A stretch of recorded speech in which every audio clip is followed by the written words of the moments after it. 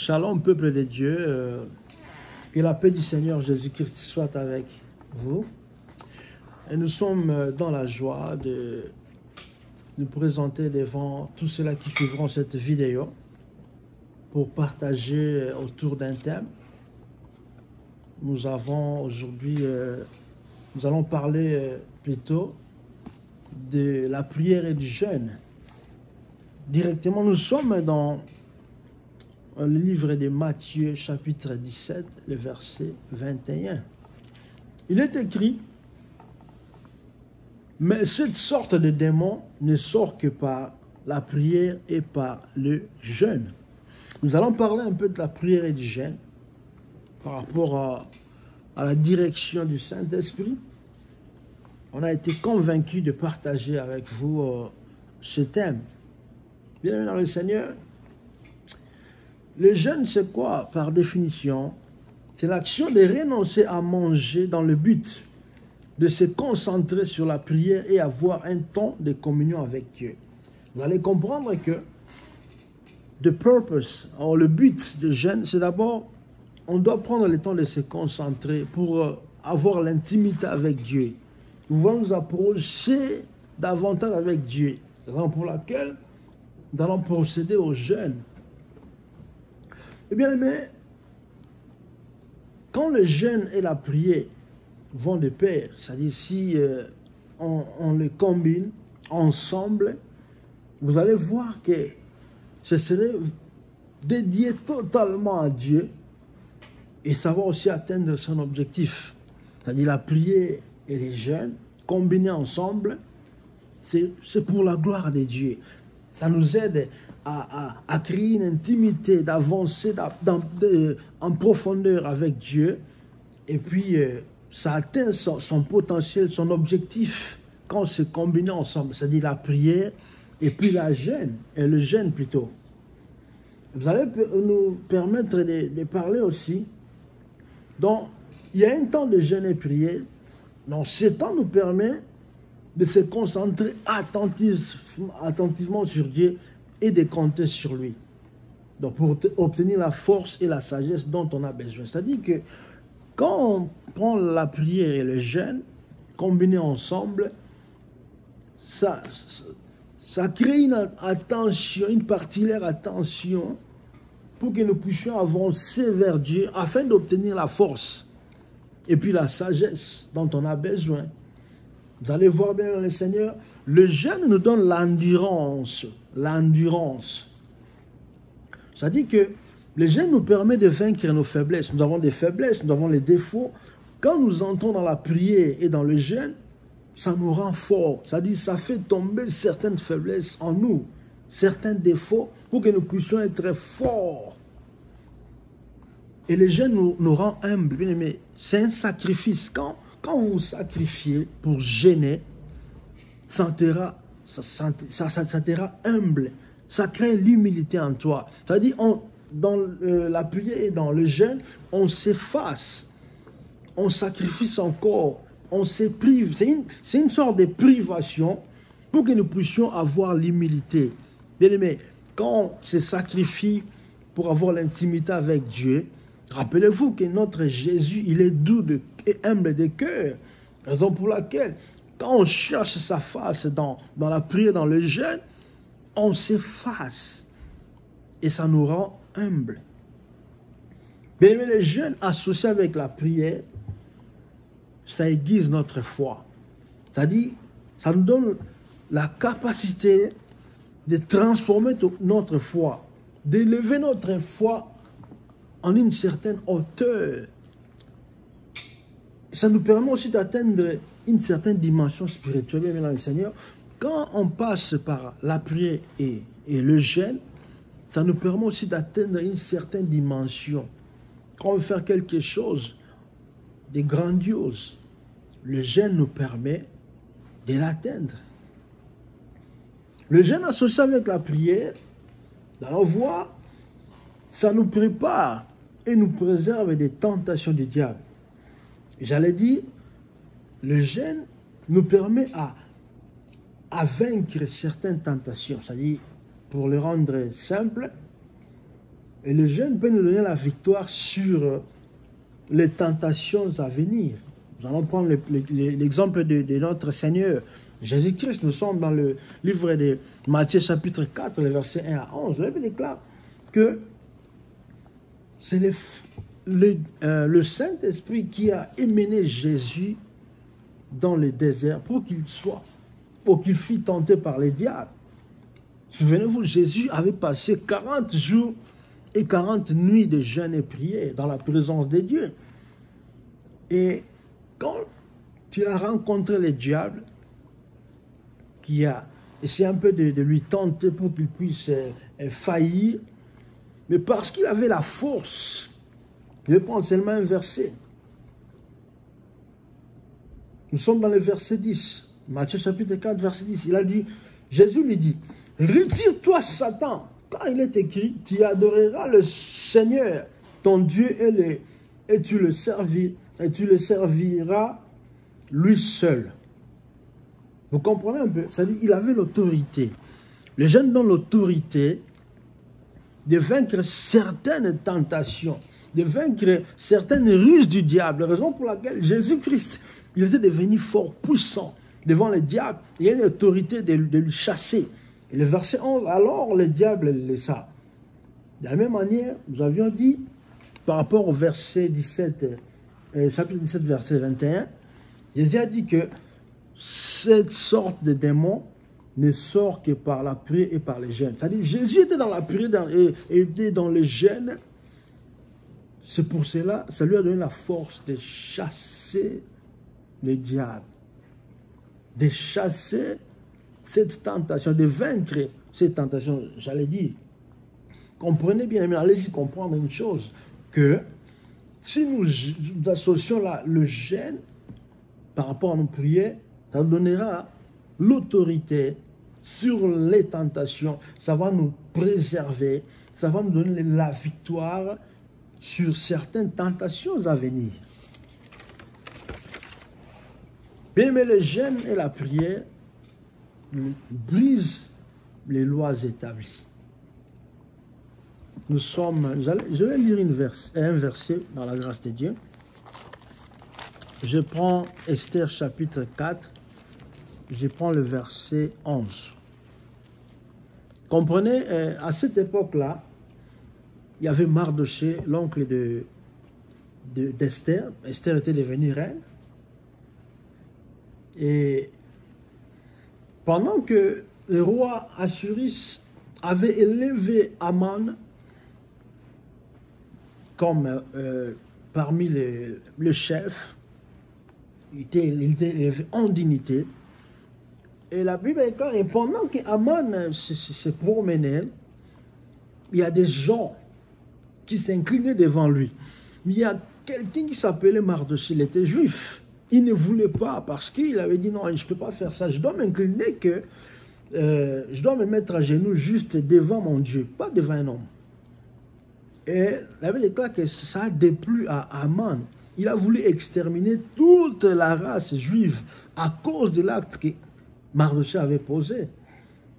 Et il avait obtenu la décision du roi pour qu'il puisse éliminer la race juive. Et Mardochée a entendu cela. L'édit du roi était déjà prononcé, déclaré. Il y avait des lettres par-ci, par-là. Mais ce jour-là, Mardochée a parlé à Esther. Quand Esther l'a entendu, or, à cette époque-là, il y avait une loi établie. Souvenez-vous, Esther avait remplacé Vashti. Parce que Vashti avait désobéi au roi quand le roi avait convoqué un banquet pour présenter sa belle femme. Elle avait boudé le roi. Et raison pour laquelle on avait choisi Esther par une élection, une sélection. Et il y avait une loi qui était établie. Je vous lis dans le livre d'Esther, chapitre 4, le verset 11. La Bible nous dit, tous les serviteurs du roi et le peuple des provinces du roi savent qu'il existe une loi portant peine de mort contre quiconque, homme ou femme, entre chez le roi dans la cour intérieure, sans avoir été appelé. Celui-là, seul a la vie, sauve, à qui le roi tend le sceptre d'or. Et moi, je n'ai point été appelé auprès du roi depuis 30 jours. Ça dit que on avait instauré une loi avant de voir ou de rencontrer le roi, même si tu es sa femme, tu dois prendre le rendez-vous qui devait être approuvé. Et Esther avait fait 30 jours. Elle n'a pas encore rencontré le roi. Bien aimé dans le Seigneur, mais c'est à cause de la prière et du jeûne. Je vais vous lire le verset là qui a fait tomber cette loi. Oh Rabo Shaka. Bien aimé, j'annonce à quelqu'un que certaines situations, pour les vaincre, certains problèmes pour les résoudre, tu dois associer à tes prières les jeûnes. Tu dois jeûner. Nous sommes dans le livre de Esther chapitre 5. Je prends le verset 1 jusqu'au 3. Je vais lire. Le troisième jour, Esther mit ses vêtements royaux et se présenta dans la cour intérieure de la maison du roi, devant la maison du roi. Le roi était assis sur son trône royal dans la maison royale, en face de l'entrée de la maison. Donc vous permettez, je dois d'abord lire un verset pour arriver ici. Donc nous sommes dans Esther chapitre 4, le verset 16, vous permettez. Esther a envoyé dire à Mardochée, nous sommes dans 15, je vais prendre Esther chapitre 4, le verset 15 et 16. Va, rassemble tous les Juifs qui se trouvent à Suse et jeûnez pour moi, sans manger ni boire, pendant 3 jours, ni la nuit ni les jours. Moi aussi, je jeûnerai, de même avec mes servantes, puis j'entrerai chez le roi, malgré la loi. Et si je dois périr, je périrai. Bien aimé dans le Seigneur, voici le risque qu'Esther a pris. Esther a pris un très grand risque.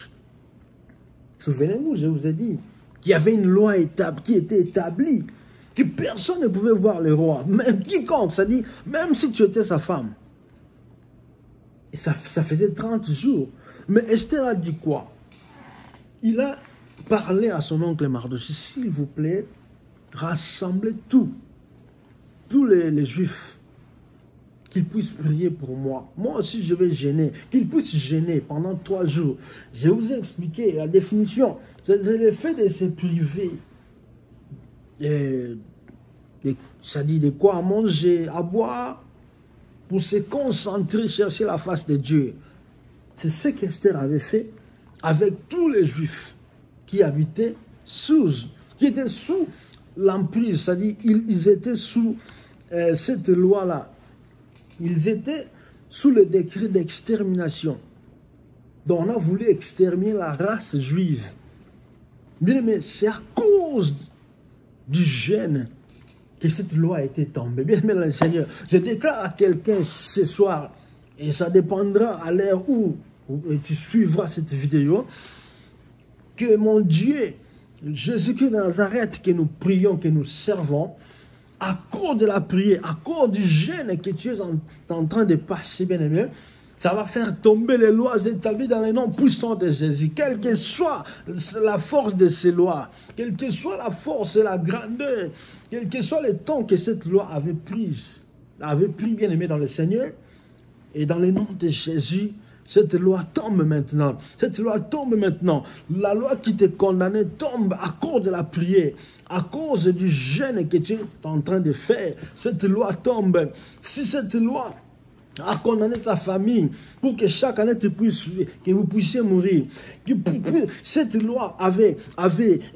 mis en prison ton mariage, avait mis en prison, Seigneur, toute ta famille dans un domaine quelconque de la vie, pour que vous puissiez pleurer tous les jours. Cette loi tombe maintenant dans les noms puissants de Jésus-Christ. Bien-aimé le Seigneur, Esther, après 3 jours de prière, nous sommes maintenant dans le livre d'Esther, chapitre 5, le verset 1 à 3. Nous allons lire maintenant. Le 3e jour, Esther mit ses vêtements royaux et se présentant dans la cour intérieure de la maison du roi, devant la maison du roi. Le roi était assis sur son trône royal dans la maison royale, en face de l'entrée de la maison. Lorsque le roi vit la reine Esther debout dans la cour, elle trouva grâce à ses yeux, et le roi tendit à Esther le sceptre d'or qu'il tenait à la main. Esther t'approcha et toucha les bouts du sceptre. Le roi lui dit, bon, je peux m'arrêter là. Hein? Ok. Qu'as-tu, reine Esther, et que demandes-tu? Quand ce serait la moitié du royaume, elle te serait donnée. Je vais m'arrêter là. Vous allez comprendre que les jeunes brisent les lois établies. Les jeunes aussi nous permettent d'obtenir la faveur de Dieu, la faveur du roi. Bien aimé, le roi peut être quelqu'un d'influence, quelqu'un avec qui tu as besoin de quelque chose de très important. Et ça peut être ton chef, ton mari, ta femme, quelqu'un qui détient quelque chose plus important ce dont tu as besoin.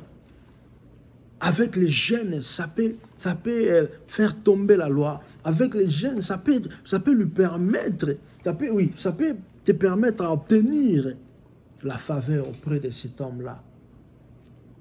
Mais je sais peut-être que tu avais fait des applications par-ci, par-là.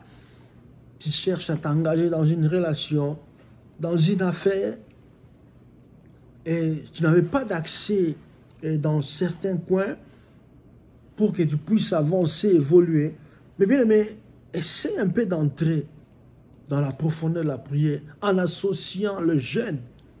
Bien aimé dans le Seigneur, Jésus a dit que cette sorte de démon ne sort que par la prière et par les jeûnes. Bien aimé dans le Seigneur, le jeûne attire la faveur de Dieu. Si nous jeûnons beaucoup, ça peut attirer la faveur de Dieu. Amen, bien aimé Seigneur. Et voilà, le jeûne peut nous permettre d'obtenir la faveur de Dieu ainsi que la faveur des hommes.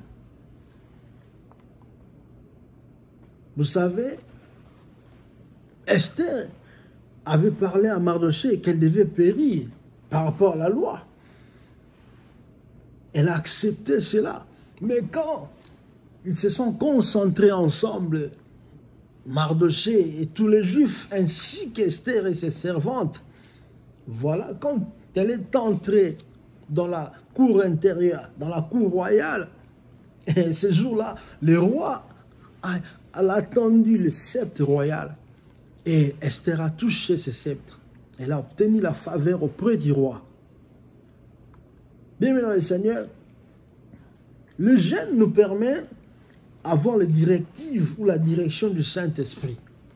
Vous vous souvenez, bien aimé, nous sommes dans Actes chapitre 13. Je vais lire le verset 1 à 3, mais je peux lire le verset 2, vous permettez. Actes chapitre 13.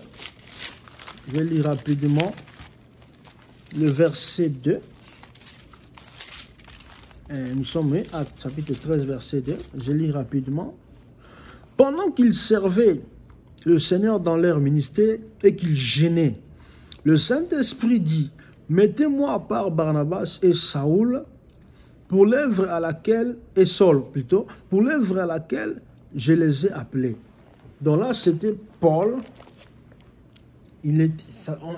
Ça dit, son nom était d'abord Saul avant qu'il ne puisse se convertir. Ils étaient en prière. Si vous remontez dans le verset 1, il y avait dans l'église d'Antioche des prophètes et des docteurs. Barnabas, Simeon appelé Niger, Lucius de Cyrène, Manahen qui avait été élevé avec Hérode, les tétractes et Saul. C'est-à-dire, il y avait des prophètes, il y avait des docteurs, ils étaient élevés. Il y avait aussi Saul. Pendant qu'ils priaient, c'est le Saint-Esprit qui leur a donné les directives, la direction claire. Mais ils avaient associé les jeunes pour obtenir certaines directives de la part de Dieu, de la part du Saint-Esprit. Bien, mais il faut associer les jeunes. Dans tes prières, associe aussi les jeunes. Pour chercher une certaine dimension, associe aussi le jeune. Bien, mais les jeunes, c'est aussi, on jeûne aussi par rapport aux cas compliqués, aux situations répétitives. Si vous lisez l'histoire de notre, c'est-à-dire les textes de base, vous allez voir, dans Matthieu chapitre 17, là, le texte de base, c'était 21, mais je vais prendre seulement quelques versets. Nous sommes dans, toujours 17, Matthieu chapitre 17, le verset maintenant, bon, je prends 13 seulement. C'était le papa qui est en train de parler. Les disciples comprirent alors qu'il leur parlait de Jean-Baptiste. Vous permettez?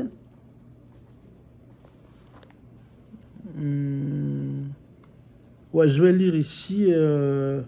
Ok, 14. Lorsqu'il fut arrivé près de la foule, un homme vint se jeter à genoux devant Jésus et dit, « Seigneur, nous sommes dans, oui, Matthieu chapitre 17, verset 14. Non, oui, 14.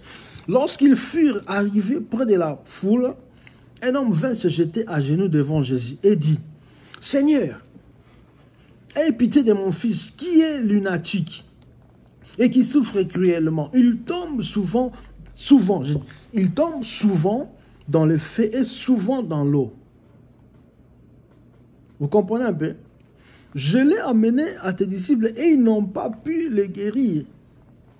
C'est-à-dire, le jeûne, c'est par rapport, quand on dit souvent, des cas qui se répètent. Donc souvent, il tombe dans le feu, souvent dans l'eau. Lunatique, en d'autres termes, il était épileptique. Et comme ça, vous comprenez un peu? Donc, il bougeait un peu. Donc, cette maladie-là a tué beaucoup de gens. Comprenez un peu quelqu'un qui se plonge dans le feu, dans l'eau. Il pouvait mourir, il avait la grâce de Dieu. Il a rencontré maintenant les disciples. Les disciples n'ont pas pu. Pourquoi? Parce qu'ils ne comprenaient pas les techniques pour délivrer ce genre de démons. Bien aimé dans le Seigneur, il y a certaines techniques pour faire la délivrance, la libération de certaines âmes qui sont en captivité, dans la prison. Il y a certaines techniques qu'on doit utiliser. On doit être enseigné. Les apôtres et les disciples aussi ne comprenaient pas. Jésus leur a dit, race incrédule et perverse, jusqu'à quand serai-je avec vous? Jusqu'à quand vous supporterai-je? Amenez-les-moi ici. 18, Jésus parla sévèrement au démon qui sortit de lui. Et l'enfant fut guéri à l'heure même. Bien aimé, c'était à l'instant même. Jésus a commencé à réprimander ses disciples. Ils étaient incrédules. C'est-à-dire, ce n'était pas vraiment la faute des disciples. Les disciples n'avaient pas encore ce genre d'enseignement. Vous comprenez bien? Oui, je sais que vous êtes dans le domaine de la délivrance. Vous priez pour les gens. Vous intercédez pour certains cas. Bien aimé, il faut être enseigné pour faire quelque chose que vous ne maîtrisez pas. Attention. C'est un terrain très glissant. Les disciples étaient avec Jésus, mais ils n'avaient pas encore eu ce genre d'enseignement. Mais ce jour-là, Jésus a parlé sévèrement à ces démons et les démons ont quitté. Mais je vous ai parlé de Matthieu chapitre 4, le verset 1 à 11. J'ai pris seulement le verset 10 et 11. Donc Jésus a crié à Satan, « Retire-toi, Satan! Retire-toi de moi, Satan! » Il a crié, « Retire-toi, Satan! Car il est écrit, tu adoreras le Seigneur ton Dieu et tu le serviras lui seul. » Alors le diable le laissa. De la même manière, Jésus a crié sur cet esprit. Pourquoi? Parce que il était dans la prière, dans le jeûne. Il a passé combien? 40 jours et 40 nuits, tout en jeûnant. Donc, Jésus était équipé, raison pour laquelle il a commencé à enseigner ses disciples. Nous sommes dans le verset 21, le texte de base. Mais cette sorte de démon ne sort que par la prière et par le jeûne, bien aimé le Seigneur. Donc, le jeûne nous permet de traiter certains cas compliqués, certaines situations répétitives, comme le père du fils a parlé, que souvent, il tombait dans le feu, souvent il tombait dans l'eau. Souvent dans ta famille, il y a une maladie qui tue les gens. Après 2 ans, après une année, dans ta famille, il n'y a personne qui s'est marié. C'est-à-dire, les jours où tu te marieras, peut-être tu auras les difficultés d'enfanter. Souvent dans ta famille, il y a des filles qui mettent au monde comme ça. Souvent, elles n'ont pas cette grâce de se marier à un seul homme. Souvent dans ta famille, il y a beaucoup d'intellectuels, mais ils ne trouvent pas de travail. Il y a des gens qui ont l'argent, mais ils souffrent d'une maladie incurable, même s'ils dépensent de l'argent, mais ils ne guérissent pas. Souvent, dans ta famille, il y a certaines situations compliquées que personne ne maîtrise. Et ça se répète souvent. Mais il faut chercher Dieu dans la prière et dans le jeûne. Donc pour des situations qui persistent, on doit chercher la dimension de jeûne pour traiter ce genre de choses. Bien aimé, on a commencé, vous avez commencé la délivrance de ses frères, de ses sœurs. Mais cet esprit-là, ce démon ne quitte pas son corps. Oh, souvent, ok, on peut associer les jeunes pour faire partir ces démons. Il est écrit que Jésus a crié sur le diable et le diable s'est retiré de lui. Et il est écrit dans le livre de Jacques, chapitre 4, verset 8. Soumettez-vous donc à Dieu, résistez au diable et il fuira loin de vous. Pour résister au diable, il faut avoir cette puissance, ce pouvoir. Et les jeunes nous donnent l'autorité, le pouvoir de faire fuir aussi les diables. Amen, amen. Bien le Seigneur. Bref, le jeûne et la prière, ou la prière et le jeûne, vous allez comprendre, ça nous permet de nous soumettre totalement à Dieu. Quand on prie, on jeûne, on se soumet totalement à Dieu afin d'acquérir une force surnaturelle. C'est-à-dire, les jeunes appellent les surnaturels en notre terme. Pour que nous puissions nous défendre et vaincre certaines forces du mal. Bien, mais quand on prie et on jeûne, ça nous aide à nous soumettre totalement à Dieu, à créer une intimité avec Dieu. Ça nous donne aussi la force de nous défendre et de vaincre certaines forces du mal, comme Jésus l'a fait. Des situations qui persistent avec le jeûne, on peut aussi les traiter. On peut aussi résoudre ce genre de problèmes. Nous sommes dans Marc chapitre 17, le verset 1, partie A, vous permettez. Il est écrit, voici les miracles qui accompagneront ceux qui auront cru en mon nom, ils chasseront les démons. Oh bien le Seigneur, c'est-à-dire, c'est Jésus qui est en train de dire cela. Que les miracles accompagneront ceux qui auront cru au nom de Jésus, en son nom. Bien aimé, si tu crois en Jésus, tu peux chasser les démons.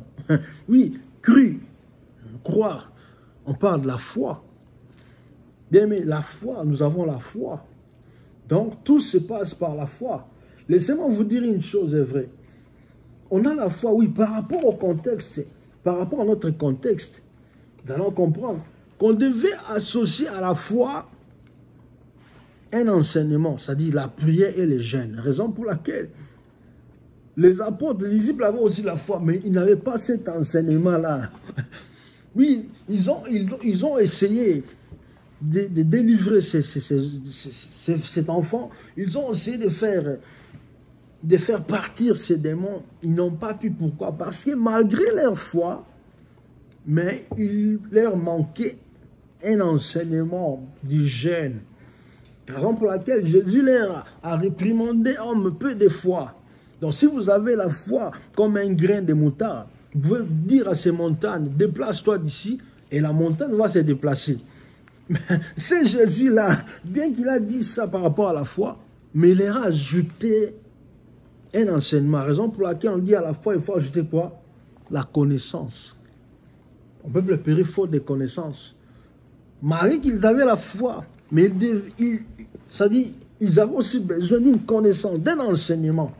Et ces jours-là, ils avaient compris, oh, ok, ce genre de démons, ce genre d'esprit, bien que Jésus nous a dit, donner ce pouvoir-là.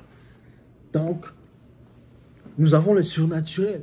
Mais on peut aussi l'appeler par la prière et par les jeûnes. C'est-à-dire, on a la foi, on associe la prière et les jeûnes pour chasser certaines catégories ou certains types de démons, ou pour traiter certains cas de prière. On doit associer quoi? La prière et les jeûnes. Bien, le Seigneur, allez-y comprendre la richesse que Jésus nous a laissée. Le jeûne. Donc, par la prière, on doit associer le jeûne pour briser certaines lois établies, pour obtenir la faveur de Dieu. Et la première des choses, on doit d'abord se concentrer pour créer une intimité avec Dieu. Dieu veut que nous puissions être proches de lui. Et le jeûne nous rend humbles. Le jeûne aiguise notre foi. Ça fait accroître notre foi. Et le jeûne joue un rôle très important parce que ça nous efface. Ça efface certaines faiblesses, certaines défauts. Ça nous rend forts. Bien-aimés dans le Seigneur, comprenez un peu. Oui, vous priez. Il faut avoir une certaine connaissance à ta foi. Donc le jeûne est très important dans ta vie. C'est le fait de se priver de quelque chose que tu aimes. Ça dit, notre contexte consiste à le manger, le boire. Si vous voulez avoir une certaine dimension dans la prière, il faut associer aussi le jeûne. Bien aimé le Seigneur, c'est très important. Je sais que cette vidéo peut ajouter quelque chose dans la vie d'un serviteur de Dieu, dans la vie d'un enfant de Dieu, dans la vie d'un apôtre, d'un prophète, d'un évangéliste, d'un enseignant, d'un pasteur. Bien aimé dans le Seigneur, merci de nous suivre. Que le Dieu de la Bible vous soit favorable et soyez bénis. N'oubliez pas de créer certains moments avec Dieu d'intimité. N'oubliez pas, si vous voulez monter en puissance, si vous voulez traiter certains problèmes, résoudre certains problèmes, traiter certains cas, faire des délivrances, ajoutez le jeûne. Que mon Dieu vous bénisse abondamment. Bye bye. C'était votre frère, le prophète Junior Makos, appelé Junior Mosakoli, parrain des réveils. Soyez richement bénis. Encore une fois de plus, bye bye.